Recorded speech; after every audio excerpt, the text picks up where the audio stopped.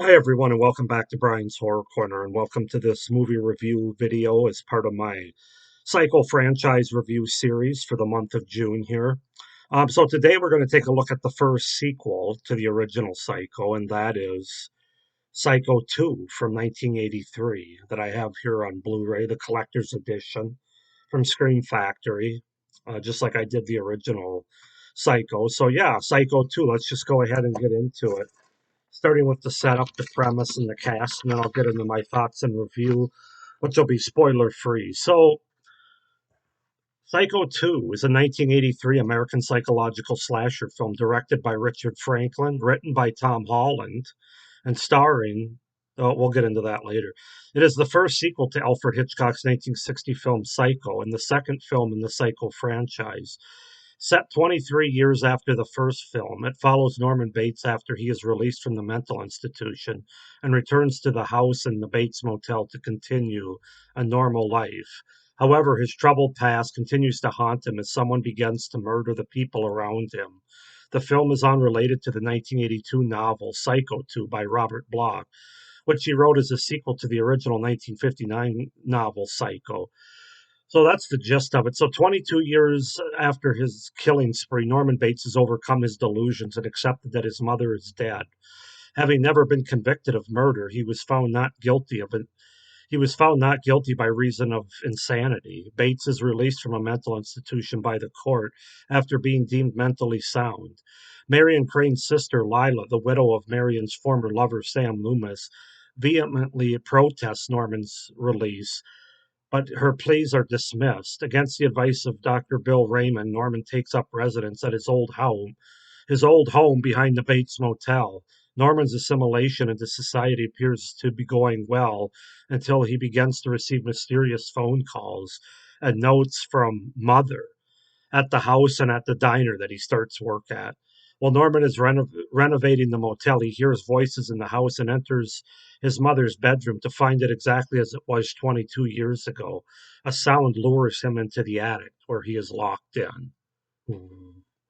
So that's the setup and the premise for Psycho 2. Cast wise, of course, we have Anthony Perkins once again reprising his role as Norman Bates. We have Vera Miles reprising her role as Lila Loomis in this movie, Lila Crane in the original. Robert Loggia as Dr. Bill Raymond, Meg Tilly as Mary Loomis, Dennis Franz as Warren Toomey, Hugh Gillian as Sheriff John Hunt, Robert Allen Brown as Ralph Statler, and Claudia Breyer as Emma Spool, sorry. Claudia Breyer as Emma Spool. So yeah, that's the setup and the premise and the cast for Psycho 2. I'm just going to say this is one of the best horror sequels of all time, and it might be one of the best movie sequels of all time as well, but definitely horror sequels. Well, I don't think it's better than the original. It doesn't miss it by much. I think it's just like just a slight tick below the original Psycho movie for me. But a very good sequel, very worthy for sure. Let's just go ahead and get into my review, starting with my pros and a couple of cons that I do have. So, pros wise, you got to start with what we don't often get from great horror sequels, which is a very well written, well developed story, which really unfolds and it, no, I'm sorry, let me start over. It's a well written, well developed story, which really unfolds as a really good mystery with twists and turns throughout the movie. So, I mean, right away, you're in good hands with these filmmakers, both the writer and the director. And while it isn't Alfred Hitchcock himself, I mean, there's a lot of homage paid, there's a lot of respect paid to the original movie. But yeah, the writing, both from the story standpoint, from the character standpoint, really good mystery, a lot of twists and turns. That's the best part about this movie, quite frankly. And then you get into the characters, and it's really a good character study focus, not only on Norman Bates himself, but also I would say on Lila Loomis, Lila Crane from the first movie, to a certain extent, showing how one character has seemingly gotten better at the beginning of this movie, and one has been broken by the events of the original Psycho, and their characters kind of represent that as this movie starts out. And as a result, I think it's a very intriguing and engaging standpoint from that character study standpoint on those two characters specifically that we had from the original movie.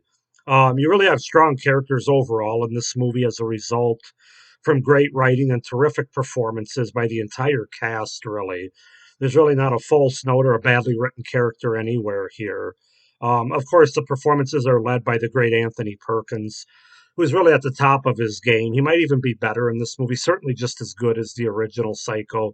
He's obviously got more to do. He's in this whole movie, where in the original Psycho, he was really just in like 75% of it, you might say. But he's at the top of his game. I also think Meg Tilly's really good and as Mary Loomis, and she has really good chemistry with Anthony Perkins as well in this movie. Vera Miles is really good. Robert Loggia, Loggia, and I always don't think I pronounce. I don't know if I'm pronouncing his last name correctly. I think I always butcher it. But he's actually one of my favorite actors. He's in a lot of great movies that I love, like Big and even Independence Day and Scarface. So Robert Loggia. Um, yeah, the entire cast so does a really good job. Even the side characters are believable and very well written and performed in this movie. I really like the setting of the movie, which obviously it takes place just like the original setting did for the most part, the motel and the house. Although this movie is kind of less in the motel and more in the house, I would say, kind of contrasting the original movie. You get much more of a look inside the house of Norman, from all the rooms to the fruit cellar once again to the attic, which I don't think we got much of the attic, or I don't think we got any of the attic in the first movie. So you really get to explore the whole house, which I really enjoy in this movie. I really like the aesthetic and the atmosphere overall throughout this movie. It does have a little bit of a different feel and atmosphere than the original movie, while still having the same setting. But it really works well. And as I said before, the creators were definitely respectful of the original movie, while still taking the movie into a modern, giving it a modern aesthetic and atmosphere. So it was really a great combination there. They definitely ratchet up the kills and the blood and the gore in this movie. Especially there's especially one kill in the fruit cellar, which is very 80s, very slasher, very gory. Especially if you compare to the first movie, which was much more of a shock movie, much more of a simple story, I would say, the original Psycho. Um, and then you got to talk about the shots and the camera work in this movie as well, which are outstanding once again. Some in terms of an homage to the original, but as I said before, it's also more modern filmmaking, modern camera work that's done very effective. Once again, especially the overhead ceiling shots that we get throughout the movie, especially at the end, but really throughout the movie. Great cinematography overall. I personally really love the end of the movie, not just the big twist reveal in the last 5 minutes, but also the final image that we get of this movie before the ending credits. It's quite frankly my favorite silhouette and image of the entire series. If you've seen this movie, you know what I'm talking about. Right before the ending credits. So with the music and everything and just the lighting, and it's just brilliant. One of my favorite shots in any movie period, frankly. I think there's some really good suspenseful and creepy and scary scenes in throughout this movie, especially as we get into the mystery of kind of what's going on. An example of that would be the peephole in the house that we get, as well as a couple of the fruit cellar kills, namely one.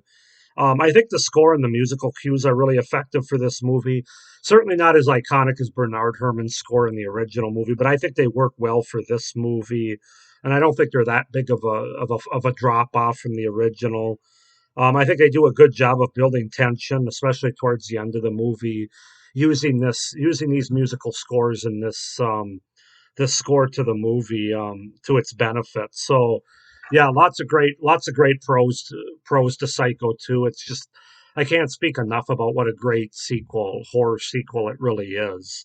As far as cons go, I don't have a whole lot. Before I get into cons, there's one thing I'm going to bring up, which I guess you could say it's mixed, or I'm not really putting that in the pros or cons category because I can't really decide if I like it more than I don't like it, or if I don't like it more than I like it. But the way they open the film, um, with the Universal logo, is done all in black and white, like the first 3 or 4 minutes of the movie, and it basically takes us back to a certain scene, popular scene from the first movie.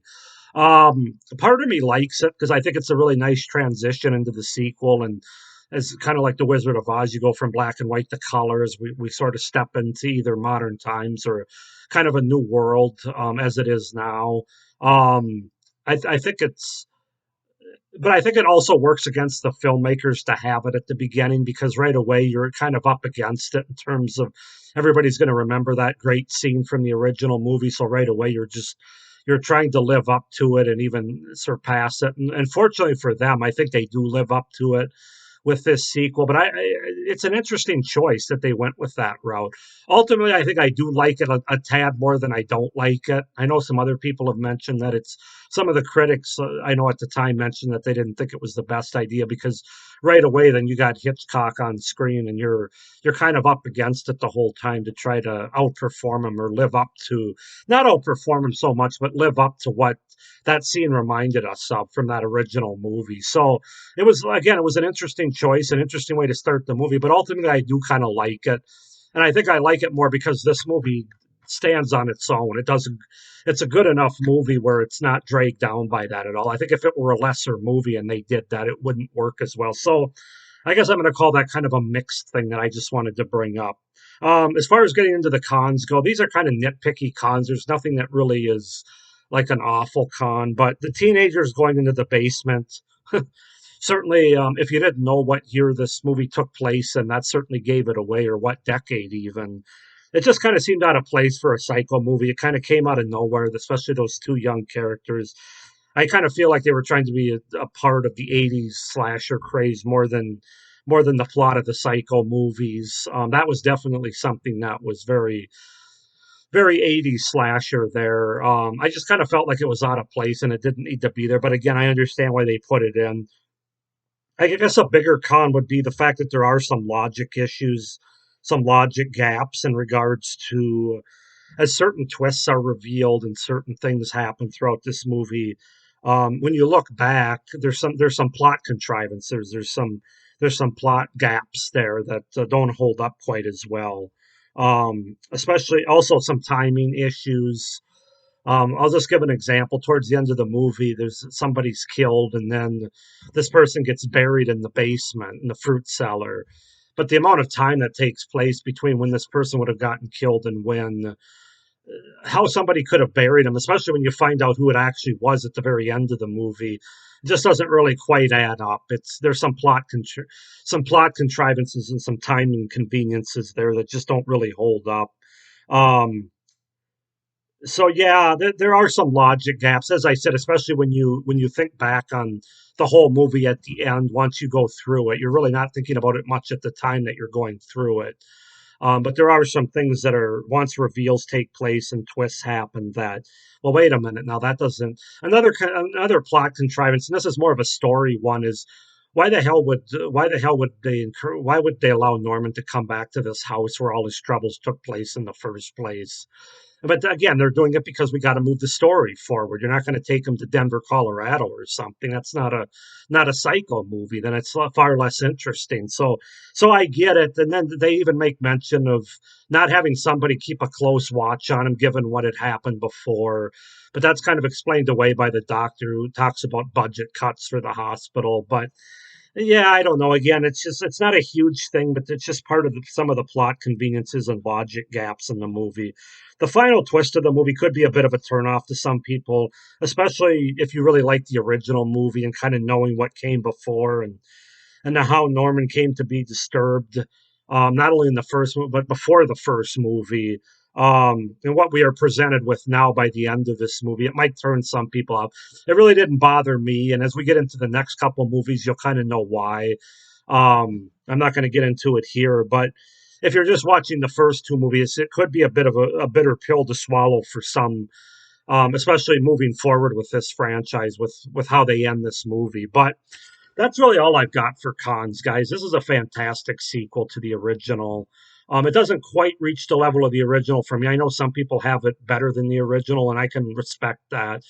For me, there's just a I think because the first movie was such a simple story by Hitchcock and a simple premise that was which was genre changing and really movie changing in general. That was a 10 out of 10. This one, I think they had a great mystery, but they also threw some twists and turns in there, which create some of those plot concerns as I was talking about. So I got to dock that a little bit, but not by much. This is a 9 out of 10 for me as far as the rating goes. Psycho 2 from 1983. I think that they couldn't have gotten better people involved with the writing, to the characters, to the story, the mystery, the kills, the performances. Everything's top notch in that regard. Like I said, just some look back plot gaps and plucking a 1980s Friday the 13th scene basically into this movie. But other than that, it works on all fronts. So 9 out of 10 for Psycho 2. If you haven't seen this before, definitely check it out. It's highly recommended. I would go out and buy it. And that's why I had to get it on collector's edition, as I did with all these Psycho movies, Scream Factory collectors. So 9 out of 10 is my rating. Go ahead and comment down below if you guys have seen Psycho 2, if you like it as much as the original, if you don't like it as much as what I'm saying in my review here, if you like it more, I'd be curious to hear. Um, Please like this video and hit the little notification bell down below so you don't miss any of my upcoming videos for this series. And please hit the subscribe button down below as well so you don't miss any of my great horror content that I have coming up over the rest of this year and beyond. So thank you for watching this review. I hope you enjoyed it. Please stay tuned. Please stay tuned for my next reviews videos for this series. But thank you for watching. Have a great day. Stay scared. Bye.